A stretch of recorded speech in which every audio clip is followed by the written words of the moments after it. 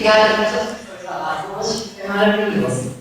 Eu quero saber o seguinte: como que a gente pode proteger nossos filhos, nossas famílias, da incapacidade de olhar a realidade e entender o que está acontecendo?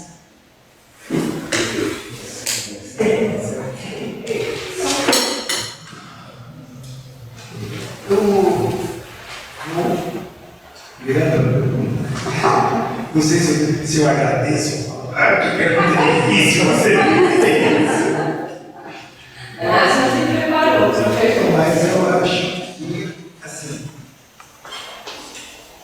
como eu volto para aquela resposta que eu já dei na questão do celular, certo? De que nós não temos muito, não existe, se propor um esquema de defesa,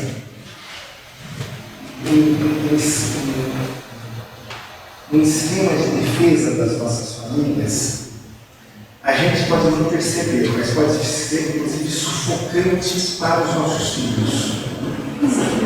Nossos filhos se sentiriam um pouco sufocados por uma estrutura. Acontece em muitas famílias esse tipo de coisa, certo? Não estou dizendo que todas. Agora, assim, classicamente, a primeira coisa é o testemunho dos pais. Agora, que testemunho? O que os pais têm que testemunhar para os filhos? Em primeiro lugar, eles são felizes. Para testemunhar que são felizes, eles têm que, em primeiro lugar, se preocupar em ser felizes.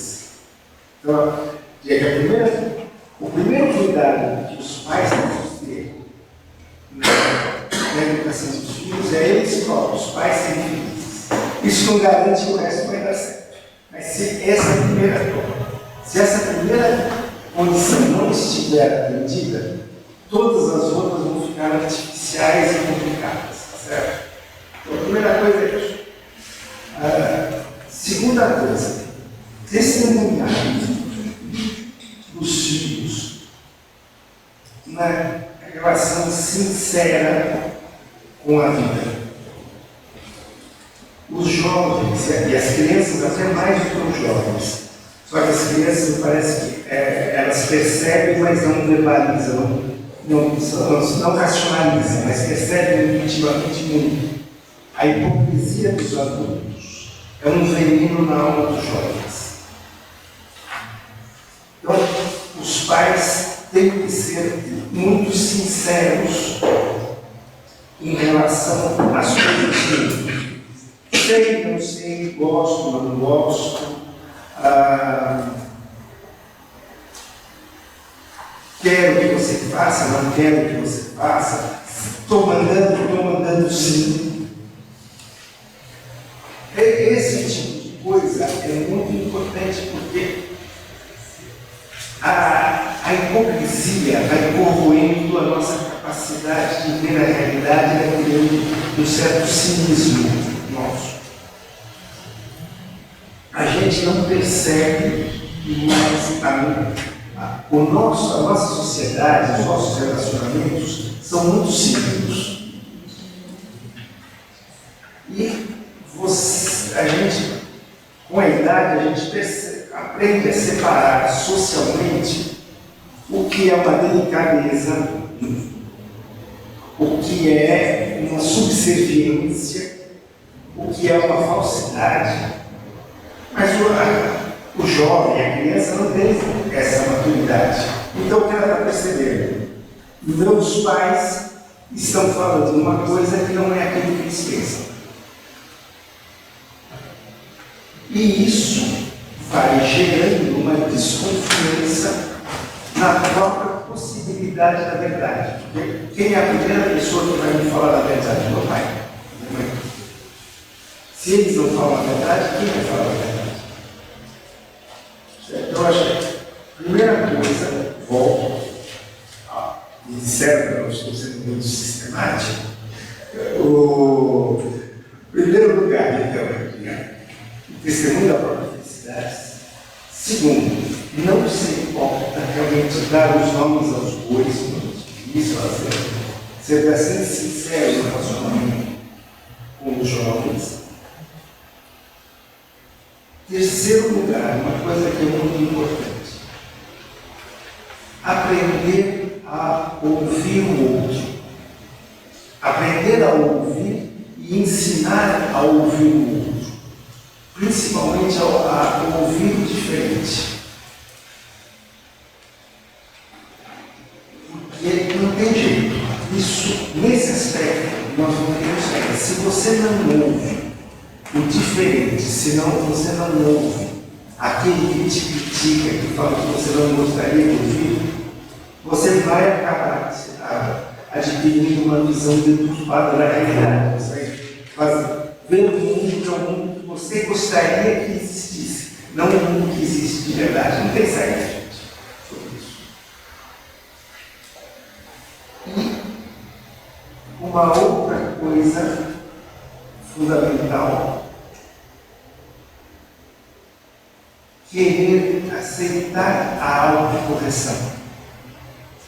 Eu sou muito grato no meu trabalho no eu estou o tempo todo trabalhando com temas polêmicos.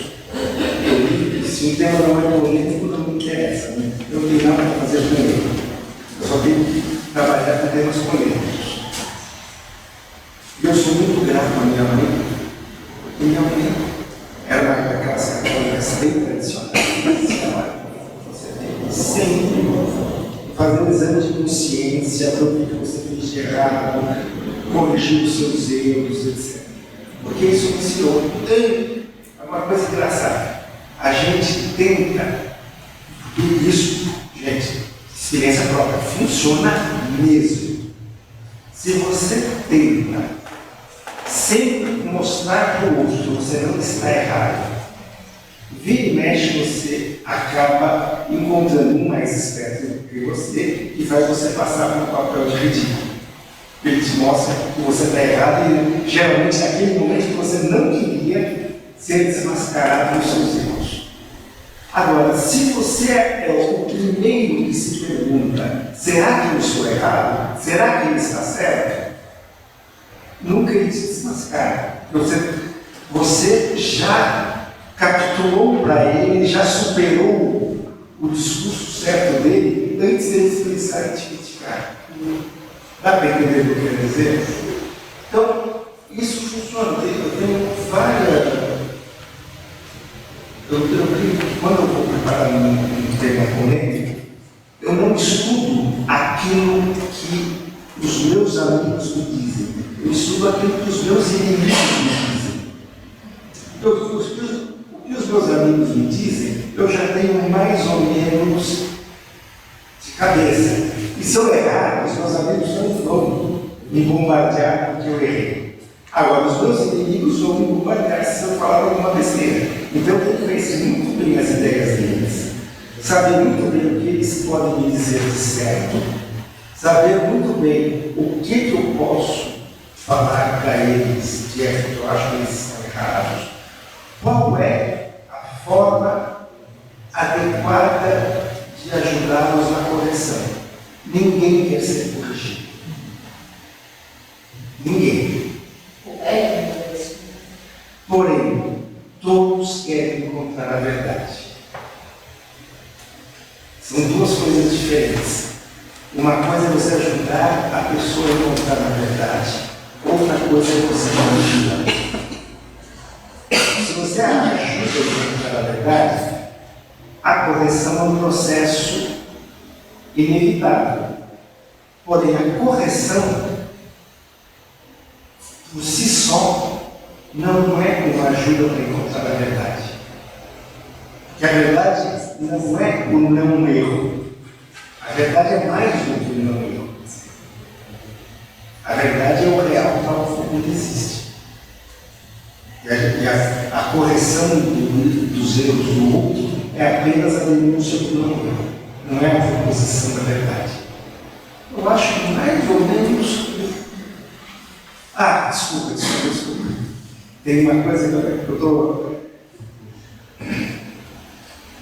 A comunidade cristã cristã é que salva os nossos filhos. Porém, cuidado, não é a comunidade cristã como um esquema, não é o grupinho de amigos que se reúne na paróquia. A comunidade cristã é a comunidade daqueles que amam a Cristo. É uma coisa muito mais ampla, muito mais fluida do que aquele grupinho. Mas essa comunidade, se você ajuda o seu filho a estar dentro dessa comunidade, essa comunidade, até pela oração, ajuda seu filho a encontrar a verdade. Experiência própria. Certo?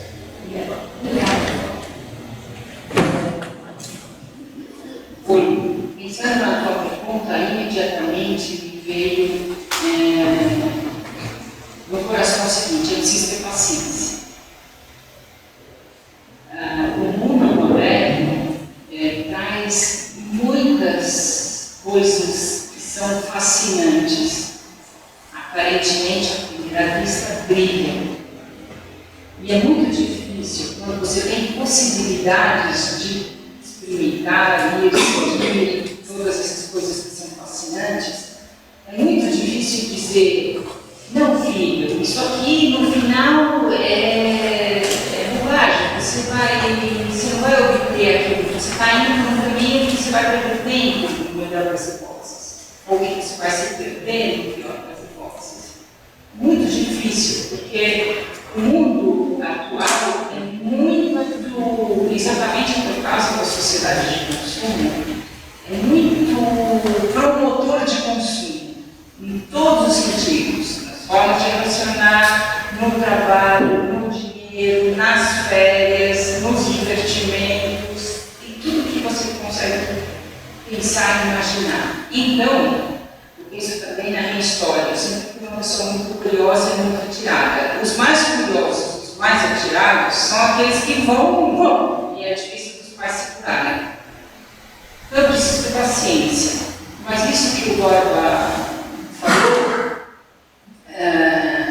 toca no seguinte sentido: se a gente tem paciência, a autenticidade da minha procura, do meu desejo de Deus, mesmo que ele não admita, mesmo que ele, por um momento, fascinado por isso, por aquilo outro, aparentemente não leve em consideração, aquilo vai ficar ali na porta da vida dele o tempo todo. Até que na hora adequada, vamos ver, aquilo se torna uma atenção, que se chama, uma das coisas que a gente estuda, se chama atenção saliente, se torna de um pequenininho escuro no meio de um monte de outras coisas fascinantes e brilhantes que não aparece, ele vai aos poucos, ao longo da vida, ficando cada vez mais forte, cada vez saindo um pouco aquilo que falava do homonemia, né? Não é a pessoa verdadeiramente religiosa, ela não é aquela que brilha, aparece, cheguei, aquela que oferece as coisas mais fascinantes à primeira vista. Mas ao longo do tempo, por isso a paciência, ao longo do tempo, aquilo que é mais verdadeiro e mais autêntico vencerá. Então, são duas coisas que me vêm à cabeça da tua pergunta. Eu preciso ter paciência. Segunda coisa, eu preciso confiar em Deus. É preciso confiar que Deus é a única coisa que sacia o coração do homem. Você pode dizer: mas eu já sabia isso. Sim, você já sabia. Mas é muito difícil passar isso para os filhos, sobretudo se eles são jovens e estão correndo para cá e para cá, num monte de coisas para cá e para lá, num monte de coisas interessantes e fascinantes. Mas Deus é a atenção saliente. Deus é a única medida certa do coração humano. Então, se eles viram, os pais viverem isso, no momento certo, tem a ação do Espírito Santo também, no momento certo, com liberdade, sem imposição, se tornará prevalente. E o filho que viu os pais, como ele acabou de descrever, autênticos, buscando, amando verdadeiramente, buscando uma felicidade autêntica e não superficial na vida, serão filhos que têm um imprint, que têm aquela marca do perfume de Deus. O perfume de Deus eles experimentaram, eles sentiram. E esse perfume se tornará cada vez mais forte. Mas eu preciso da paciência. Então, uma pergunta. Eu posso falar, Paulo? Eu já entendi porque eu fiquei encantado com a palestra de vocês.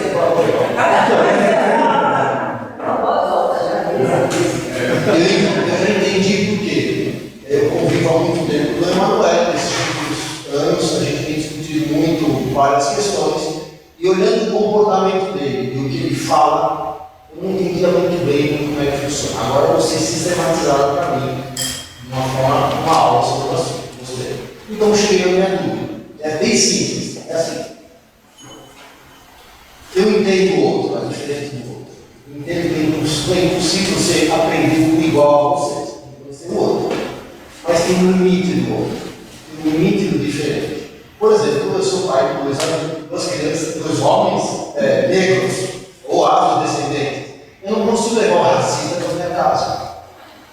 Ou então, eu não consigo ver o meu irmão tomando uma vacina, não consigo na própria congregação contra a vacina, e a pessoa morrendo, porque não tem conhecimento, ou sabedoria, ou bom senso de se vacinar, mesmo quando em risco visita o seu irmão. Eu cheguei a dizer aqui, falei, irmã, se vocês não se vacinarem, eu nunca mais chamo ninguém para vir na sua congregação. Ah, não tem agressivo? Muito bem, mas o limite me preocupa. Porque, por exemplo, eu não consigo entender ou defender alguém que pensa que eu tenho que usar o trabalho escravo para ganhar dinheiro. Eu não consigo defender ou ter um diálogo, ou paciência, ou confiança em Deus diante de um grupo que defende que invadir terra humana. Como é que eu faço para sair da minha indústria pessoal?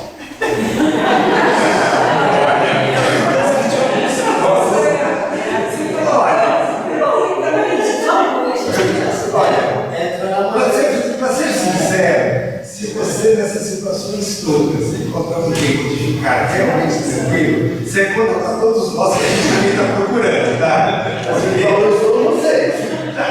Mas o que eu posso dizer,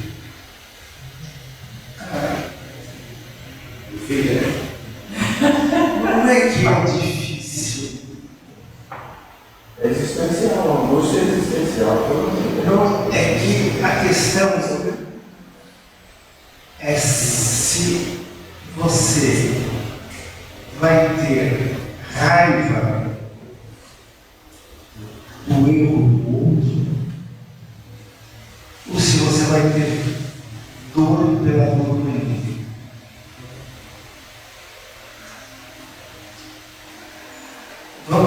Deixa eu pegar o primeiro exemplo do racismo. Você pode olhar para o racista e dizer, mas como esse cara é desgraçado? Ou você pode olhar para esse racista e dizer, como o mundo sofre por causa dele? Será que ele tem noção de quanto sofrimento ele causa?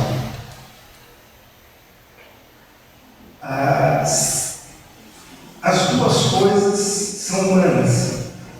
Então, não estou dizendo que uma coisa acontece, você tem obrigação. Não é que você tem a obrigação de fazer uma coisa ou de fazer outra. Ok? O que eu estou dizendo é que naturalmente a função do caminho ascético dentro da igreja é fazer com que você olhe menos para a raiva dele que você tem dele e olhe mais para a dor que o mundo está sentindo. E se compadeça mais da dor do mundo do que se da raiva por ele. Agora, veja, esse é um caminho, volta à ideia da paciência. Não é uma coisa, não é uma fórmula que você faz. Não é que você diz, agora eu vou mudar a minha maneira de ser. Não é moralista, não é um caminho moralista. É apenas um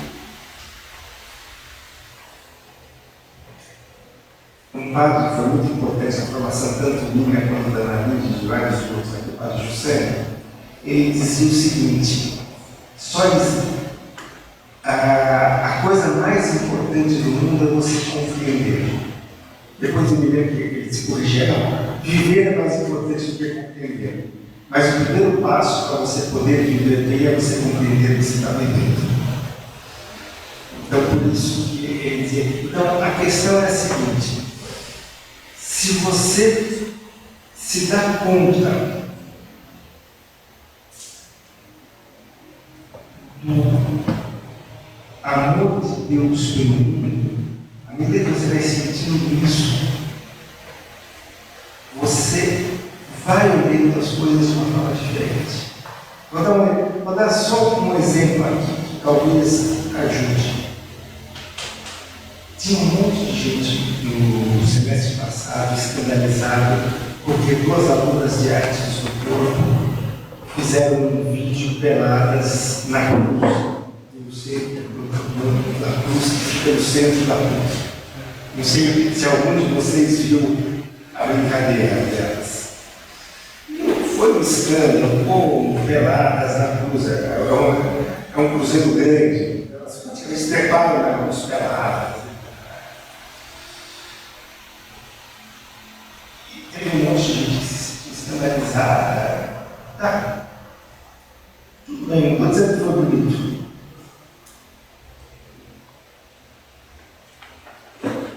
Porém, o meu Deus, aquele que me deu tudo que eu tenho na vida, morreu pelado numa cruz, com as pessoas rindo dele. O que me importa se 2 meninas apareceram peladas numa cruz? Tudo bem, como disse o padre, espero que pelo menos elas fossem bonitinhas. Pode parecer que foi lindo, mas veja, olha a desproporção. Cristo morreu provavelmente nu, torturado na cruz. Eu vou me preocupar agora porque 2 meninas apareceram peladas na cruz. Mas o problema não é. Porque eu não estou dizendo que elas estavam certas, tá ok? Houve desrespeito, houve uma série de problemas, objetivamente. O que eu estou dizendo é o seguinte: é que se o meu coração está naquilo que aconteceu realmente na cruz de Cristo, na crucificação de Cristo, não existe desrespeito humano à altura daquilo que aconteceu naquele momento com Cristo. Ninguém vai poder desrespeitar mais a Deus do que Deus foi desrespeitado. E Deus se deixou desrespeitar por amor a nós. Então, meu primeiro problema diante dos muitos desrespeitos que existem à religião, meu primeiro problema é pensar: Deus amou esses desrespeitosos. Ele se deixou ser desrespeitado. Ele podia não ser desrespeitado, mas ele se deixou desrespeitar por amor a essas pessoas. Será que a minha raiva em relação a elas corresponde ao sentimento que Deus teve delas? Será que Deus, quando viu aquelas meninas na cruz, falou: que desgraçadas, estão me desrespeitando? Ou será que ele falou: ai, essas crianças sempre fazendo coisas erradas? E se enterneceu por elas. Me parece muito mais lógico que Deus tenha se enternecido por elas. Agora, mas eu estou dizendo isso para dizer, o problema não é objetivamente uma posição moralista nossa, de nós dizermos: então nós temos que ficar com raiva, ou não temos que ficar com raiva, nós temos que fazer um ato de desagravo, nós não temos que fazer um ato de desagravo, nós vamos convidar essa pessoa para estar na nossa casa, nós não vamos. Nós somos seres humanos, a nossa instintividade a gente tenta dominar, mas não dá para dominar totalmente a nossa instintividade, certo? O que eu quero dizer é o quanto nós, eu estou usando sempre essa palavra por causa da questão do monge que é um, o quanto nós somos um com Deus, com o coração de Deus. No coração de Deus existe espaço para todos e o amor e a correção não estão em oposição, mas isso é no coração de Deus. Então, o meu problema não é descobrir uma fórmula de equilibrar amor e correção, tolerância com intolerância, coisa desse tipo.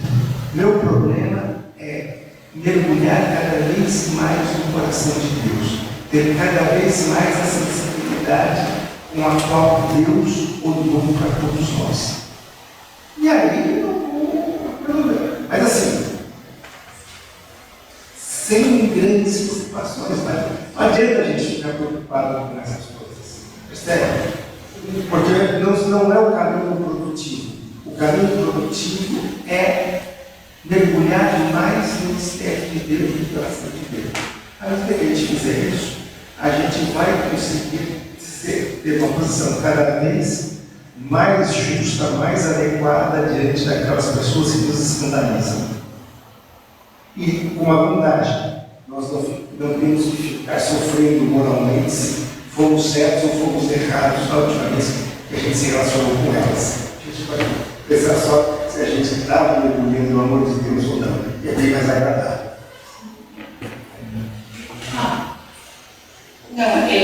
Talvez eu vou ser um pouquinho mais sistemática que o Bob, mas eu não vou falar diferente do que ele falou. Eu tinha dito de manhã que uma das características importantíssimas da vida monástica é o olhar contemplativo. E olhar contemplativo significa olhar para o alto, que ele está propondo. Né? Você pode olhar para o limite do outro e dizer até aqui vou, daqui para frente é inaceitável. Né? Ou você pode dizer, vi o problema, é inaceitável, mas eu olho para o Senhor. E vivo aquele incômodo, aquela irritação, aquele sufocamento do erro visível, gritante aos meus olhos, diante dos meus olhos, e rezo. Rezo primeiro pelaquela pessoa, ou pelas circunstâncias, ou pelas pessoas. É impossível que a oração não modifique o meu olhar, como ele acabou de descrever, e se torne cada vez mais conforme o olhar de Cristo, e impossível que a minha oração, o meu pedido, não haja através do Espírito Santo na outra pessoa. Então, a oração tem o poder de mudar a mim e mudar ao outro. Não mudar ao outro segundo os meus olhos. Vejam bem que Deus tem a característica de ser muito grande e muito misterioso. Eu não sei como o outro vai mudar, não sei quando o outro vai mudar, não sei como a situação vai mudar. Podem acontecer coisas indescritíveis, inesperadas. Eu pensava que o caminho certo foi por aqui, o outro descobriu um outro caminho até melhor e mais adequado para ele por lá. Não importa, importa que a minha oração nunca ficará sem resposta. A minha oração de intercessão sempre terá uma resposta. Na mudança do meu olhar e na mudança da situação.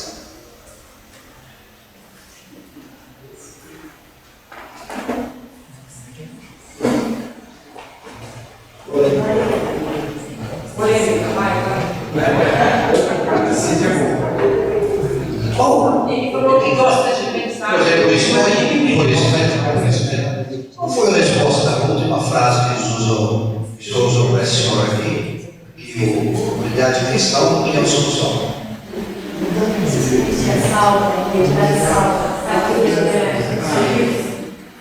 Sim. Por consequência, outras comunidades muçulmanas, hinduístas, não vai levar em conta outro assunto. Eles não poderiam levar a mesma conclusão, a mesma solução. Serve também para a vida monástica. Essa vida monástica que o senhor pensa uma coisa muito bonita, serve também para os budistas, por exemplo, também a vida monástica.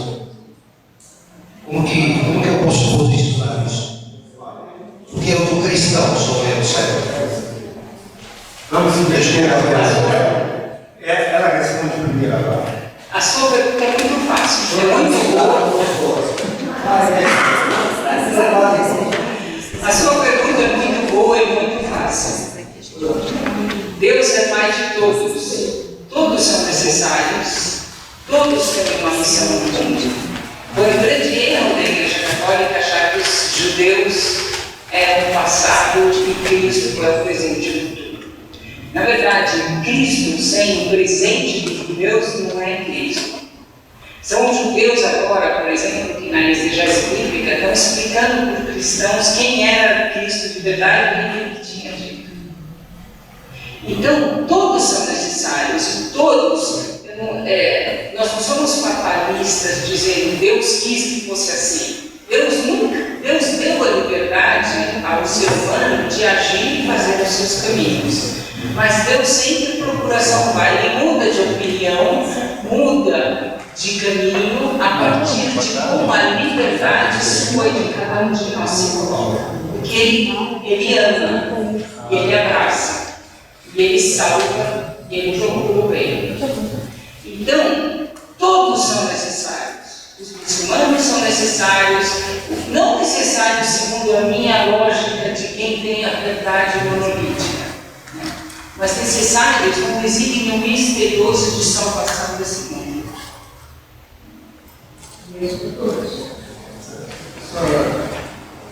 Eu queria só vou dar uma resposta bem menos teológica que a da Lídia.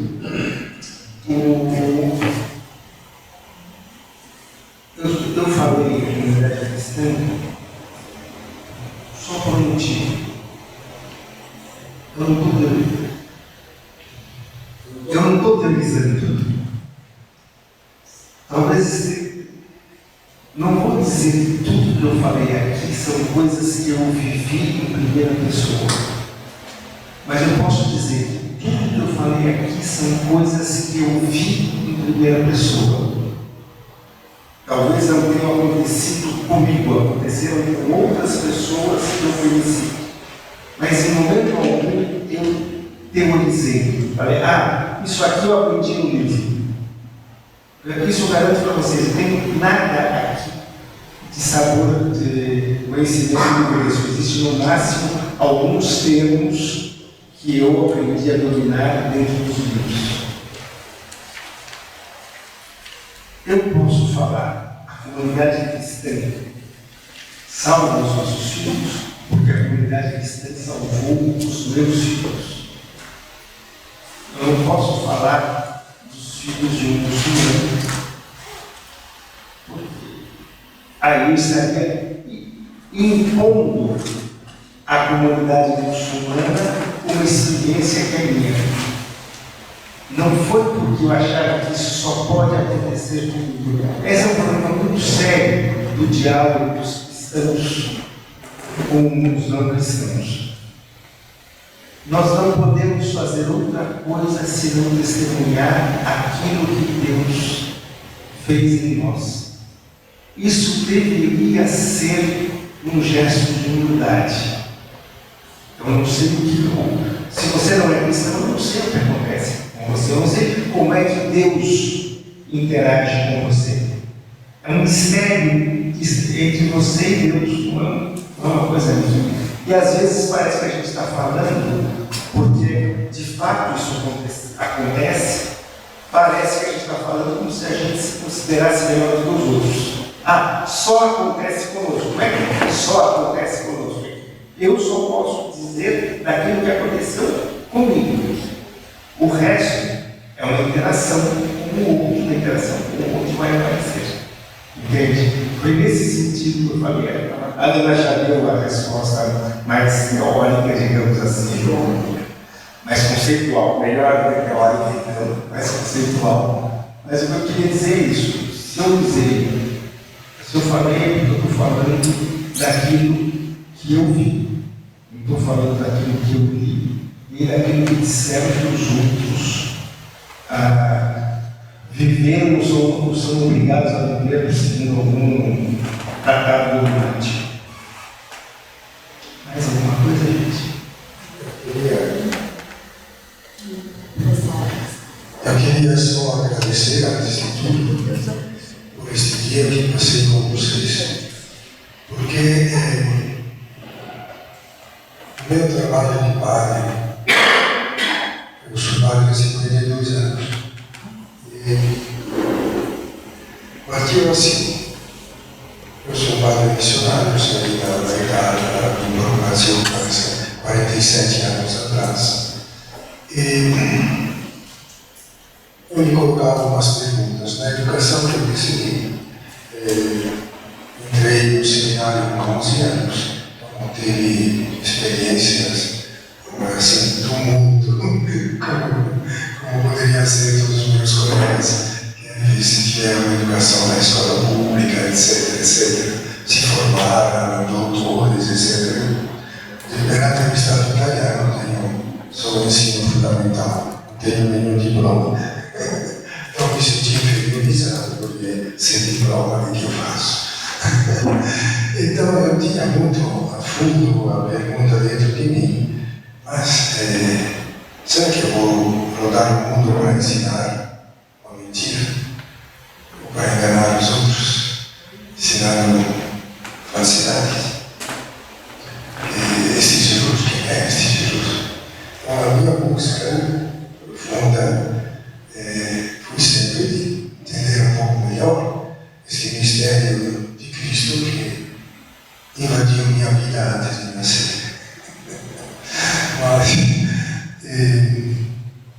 então, eu pensei quando eu estudava teologia, que é uma explicação racional do mistério de Cristo através de todas as reflexões dos grandes teólogos, desde a patrística até aqueles que prepararam o Concílio Vaticano II, pudessem satisfazer a minha inteligência. Basta compreender teoricamente que Jesus é um mistério, eu já sabia que ele é muito mais profundo. Então, a palavra mistério quer dizer alguma coisa que está escondida, mas que se manifesta, que viva, que está lá. Duas células de meu pai e de minha mãe se uniram, acabaram fazendo o meu rosto, fazendo o meu corpo, fazendo. Então, era um mistério que depois apareceu diante deles e foi o primeiro filho. Então, depois eu descobri que este mistério era um filho oferecido a Deus. Minha mãe desejava ser mãe, mas o primeiro namoro não deu certo, ficou namorado 9 anos. Seu primeiro namorado não decidia, ela pegou com força a decisão, dizendo: não, fica livre você, fico livre eu. E se confiou a Deus. Se eu terei a graça de ser mais feliz se um dos meus filhos te pertencesse. Então, essa foi a minha experiência. E quando eu me tornei padre, minha mãe me contou que teve um namorado por 9 anos e que tinha morrido. E falou: Padre João, pode rezar com a missa em sufrágio no meu primeiro namorado? Eu falei: mas calma, é assim. A gente se identifica com a própria história. E eu tive que me identificar. Estudei 15 anos no seminário. Falei: tá, será que está certo? Será que não manipularam na minha cabeça? Será que não me emplacharam? Etc. Então eu tinha que encontrar, como dizia o Borba, uma comunidade que se chama igreja. Uma comunidade feita de grandes homens. É a comunhão dos servos, afinal.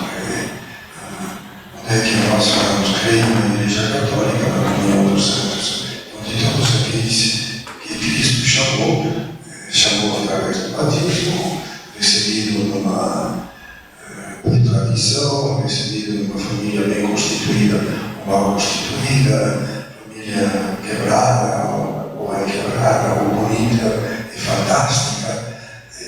Porém, eu recebi um encontro com este tal Jesus de Nazaré, um hebreu, que historicamente faleceu mais ou menos 2000 anos atrás. Os news falam ainda pouco, talvez 2033, 2035 anos atrás, morreu pendurado numa cruz entre dois ladrões, desprezado. Eu vou dar a vida por esse cara. Vou dar a vida por esse cara. E o que ele me dá? Eu experimentei no fim da vida, eu sou sem nada, eu tenho tudo. Eu sou como aquele caminhoneiro que botou na traseira o cera da sua diamanta, lá da sua carreta. Eu não sou dono de nada, mas sou filho do dono.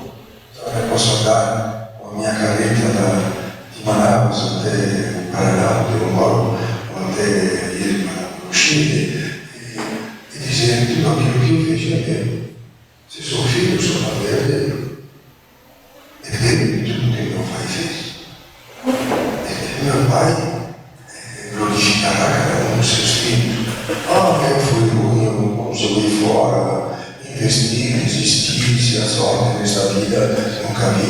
Não é ministério. Tenta vir aqui em Maria Pressa.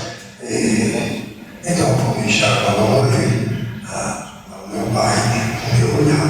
Se ele me olha ainda, o seu filho que morreu pelos outros, morreu para glorificar o pai. Morreu para glorificar a sua mãe, para dizer que era namorar uma mulher qualquer, que ficou mãe solteira, certo?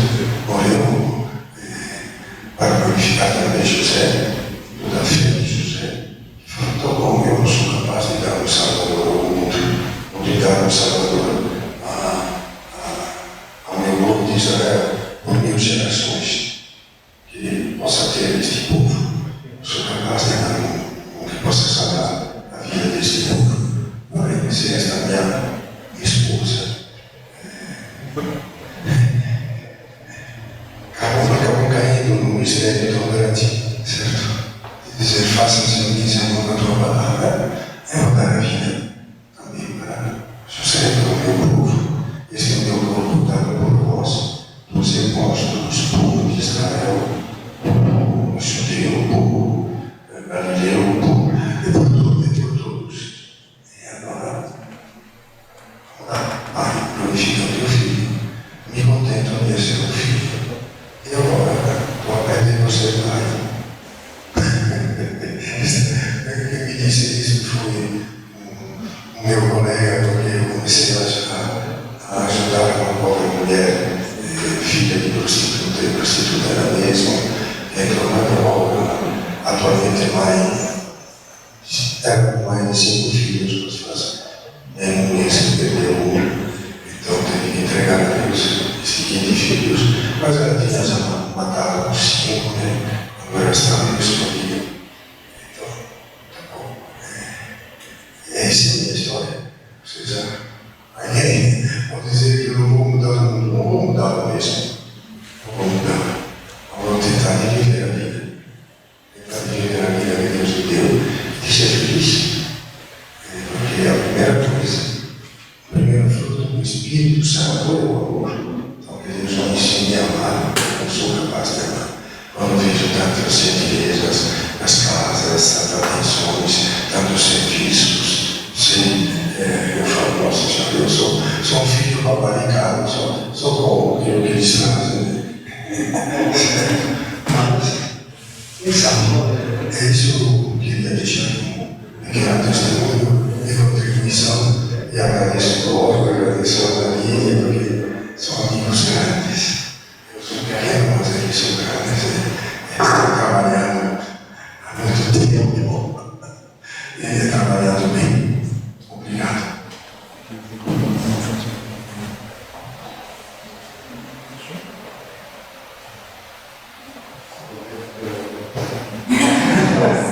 Seja à vontade. É um prazer te receber. Mas acho que estamos mais alguma coisa, gente. Eu tenho uma se ninguém mais tiver.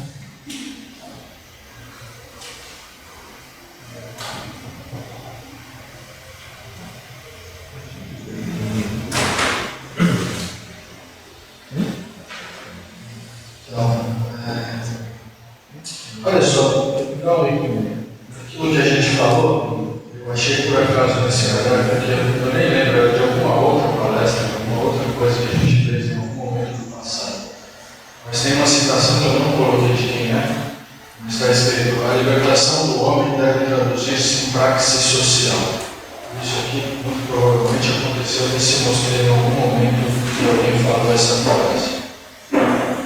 Mas a pergunta que eu ia fazer era, quer dizer, tendo em conta o que a Ana falou, do relacionamento com Deus e daquela doação concreta como crente, eu queria entender um pouco como é que se dá esse passo, que é aquilo que eu acabei de ler, né? A libertação do homem, ela se traduz em praxe social. Então, em que momento que o homem ele sai da oração para a ação, ou melhor, eu já imagino que essa é a resposta que eu vou receber, quando é que o homem ele se torna um sujeito orante, até quando atua, quer dizer, quando é que a oração ela passa a acompanhá-lo? Porque naquilo que a gente ouviu aqui, me ficam duas coisas em relação a essa tradução em ação. A primeira é que, daquilo que o Bob falou, quer dizer, a gente pode ter uma atuação que ela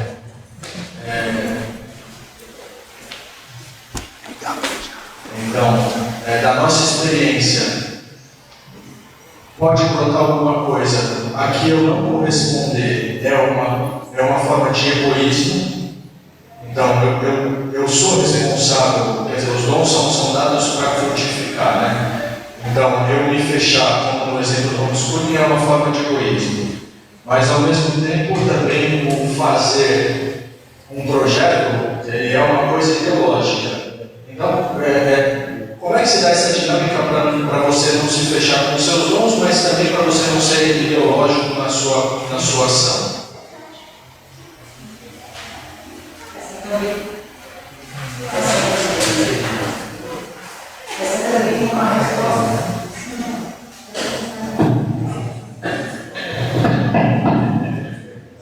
Essa também é uma resposta muito fácil, Daniel. Basta seguir a realidade. Porque o Senhor é o Criador da realidade. Como nós, eu creio, descobrimos como seguir esses passos que a gente descobriu depois, que era de acordo com a doutrina social da igreja. Seguindo a realidade. É a abertura à realidade coincide sempre com a abertura a Deus. A oração brota como consequência de uma abertura, o Guarda falava, de uma dor pelo outro, de uma dor pelo mundo, de uma, não dor no sentido de sofrimento, mas no sentido de compaixão. Primeira vez que eu vi uma criança desnutrida na minha vida, que elas são assim, né? Elas não sorriem, as crianças desnutridas, elas ficam assim como... Parece não, de fato a vida não lhes deu uma chance para, né? Quando você vê a criança se recuperando, uma criança desnutrida pequena se recupera, é uma maravilha, é um esplendor. Em 2, 3 meses ela levanta, ela te olha, ela segue, quer dizer, tem vida ali dentro. Você viu que ela adquiriu a vida que lhe é própria, você deu condições para ela de viver. Então, se você olha uma criança desnutrida e você a segue, você descobre o caminho. Eu me lembro de vários momentos no nosso trabalho no CREM no passado, que seguindo a realidade, a gente se tornava uma obra social. Foram as famílias e as crianças que nos ensinaram a ser uma obra social.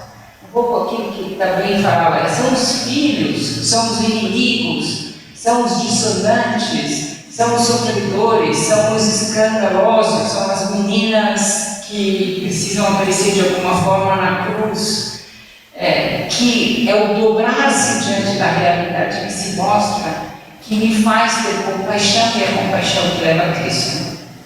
me faz compreender Cristo e me faz se aproximar de Cristo.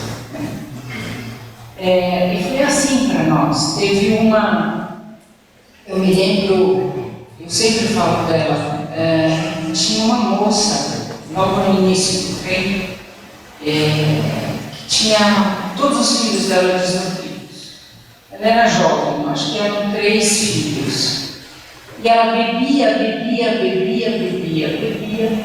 E o pessoal do CREM ia na casa dela, porque a gente faz até hoje visita, quer dizer, o CREM faz até hoje visita domiciliar, porque as situações familiares são muito problemáticas. E encontravam várias vezes ela no chão, com terra batida, completamente bêbada, com as crianças pequenininhas em volta dela, sem trocar fralda, sem comer nada, há dias. O pessoal do CREM se desesperava com essa situação. Né? Era um golpe, um soco, né, no estômago de todo o pessoal do CREM. E conversavam com ela, e nada. Um dia, uma assistente social, volta na questão da paciência, do arriscar na relação com o outro, que é sempre o mistério de Deus que planeja. Um dia, assistente social começou a chorar na frente dela. Então, era a situação que essa mulher, de aflição que essa mulher gerava na equipe do CREM. E começou a dizer: você é tão bonita, ela era bonita mesmo, você é tão bonita, por que você está fazendo isso? E por que você faz isso com seus filhos? Isso tem uma entrevista dela gravada, que você pode pegar no CREM de muitos anos atrás, chamada Terezinha, onde ela conta essa história. Aí diz que ela contando, que volta para casa e diz assim: eu, com o olhar nela, o olhar dela entrou dentro de mim. E eu comecei a me perguntar: é verdade, eu sou uma pessoa bonita, o que eu estou fazendo com a minha vida? E decidiu parar de beber. E decidiu começar a cuidar. Ela, com certeza, era uma pessoa bastante inteligente. E aí ela conta, essa entrevista, ela contando 5 anos depois, estava no emprego, pôs os dentes, os filhos foram cuidados pelo CREM, cresceram, etc. Isso é uma experiência de oração. Isso é exatamente como uma experiência de oração, que não é uma prática devocional externa, mas como uma experiência de oração se torna uma prática social. Acontece naturalmente se você segue a realidade, se você se dobra à realidade. Agora é a vez de Deus ser mais sistemático.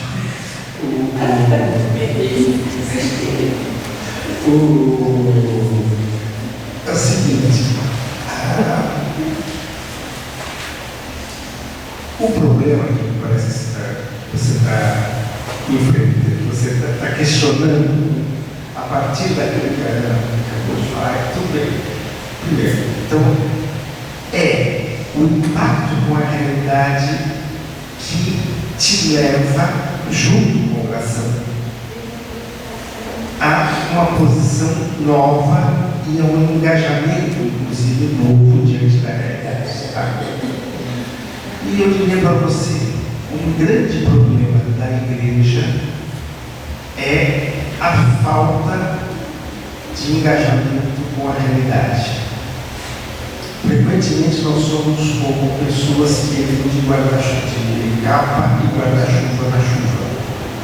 A gente passa na chuva, mas não se molha, porque está com guarda-chuva, a capa do guarda-chuva, ou se molha é o próprio suor e não a água que vem de fora. Então a gente passa pela vida. Grande parte das comunidades cristãs tem uma interação com o mundo muito pequena. Agora, existe um segundo passo que eu imagino que é um passo que está te preocupando, que é o seguinte: parece que as pessoas interagem com a realidade e tomam as decisões mais estúpidas possíveis a partir dessa interação. E a gente já viu isso também. Parece que a interação com a realidade não gera uma consciência, uma inteligência da realidade. Quanto a isso, eu acho que tem duas coisas que a gente tem que ver. Primeiro, Deus, felizmente, não nos pediu inteligência. Ele nos pediu adesão a Ele, não nos pediu inteligência, porque cá entre nós tem muito pouco santo seria santo se a gente fosse ver eram realmente pessoas inteligentes, sábias, etc. Não é? Na igreja, então, ixi, pense o seguinte: trocou o paraíso por uma maçã. Não era alguém muito inteligente. Dessa genética não dá para sair muito inteligente. E todos nós somos filhos deles, então não tem muito jeito. Deus, então, mas as pessoas, aquele padre super dedicado aos pobres, tem uma série de problemas ideológicos, etc. Eu não quero que você siga a ideologia dele, mas eu quero que você entenda que se ele ama Cristo e faz aquelas coisas por amor a Cristo, de alguma forma ele constrói a igreja e é um modelo para nós, para todos nós. Okay? Mesmo que ele tenha umas ideias totalmente ridículas. Não estou pedindo que você não estou pedindo adesão às ideias dele, estou pedindo adesão à adesão que ele já tem a Cristo. Tá? Então esse é o valor.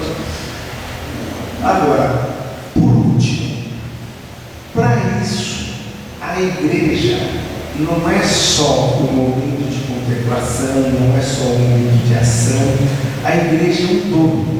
Existe a doutrina social da igreja com uma série de princípios, de ideias, que são justamente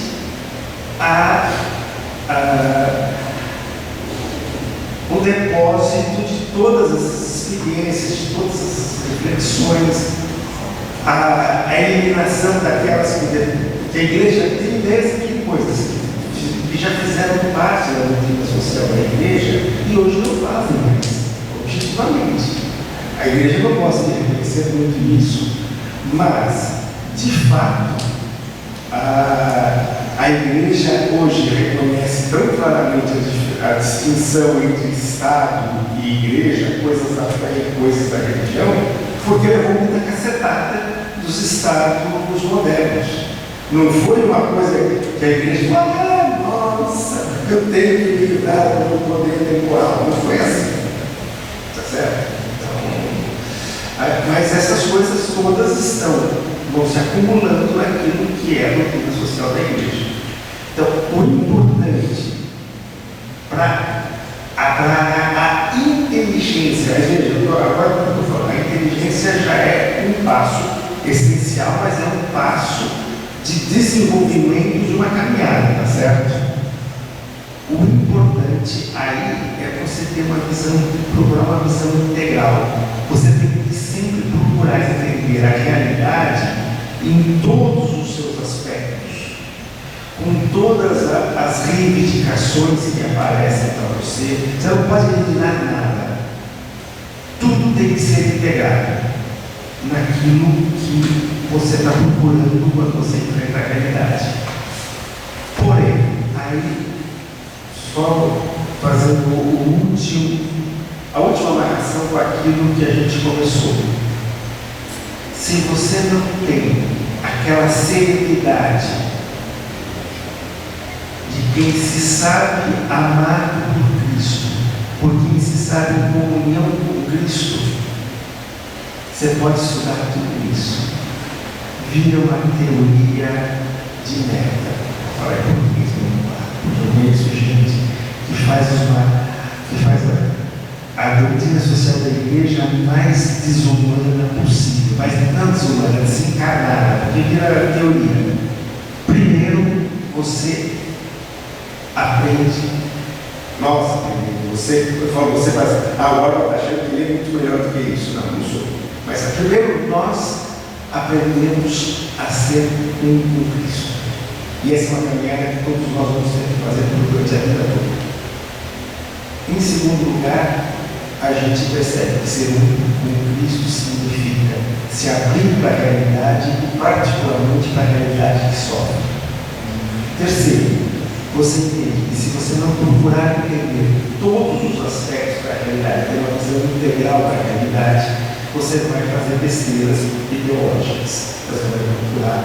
Mas são 3 etapas, não propriamente cronológicas, mas são 3 etapas lógicas. Se você tenta chegar em uma sem passar pelas outras, você faz besteira.